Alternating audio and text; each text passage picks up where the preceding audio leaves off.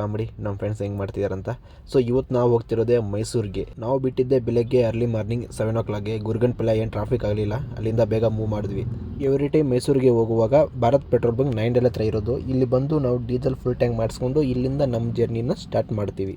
ಬಂದ್ವಿ ಗುರು, ನಾವು ಬಂದ್ವಿ. ಮೈಸೂರು ಎಕ್ಸ್ಪ್ರೆಸ್ ವೇಗೆ ಸ್ವಾಗತ ಸುಸ್ವಾಗತ.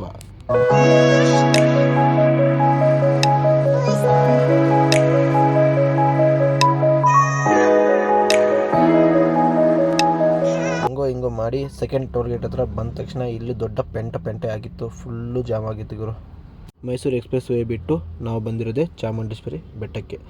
ಮೇಲೆ ಬಂದು ನೋಡಿದ್ರೆ ಅರ್ಧಕ್ಕರ್ಧ ಬೆಂಗಳೂರು ಗಾಡಿಗಳೇ ಇತ್ತು ಗುರು. ಇಷ್ಟು ಜನ ಬರ್ತಾರ ಗುರು ಬೆಂಗಳೂರಿಂದ ಅನಿಸ್ತು ಗುರು ನನಗೆ. ನೋಡಿ ಇವರೇ ನಮ್ಮ ಫ್ರೆಂಡ್ಸ್.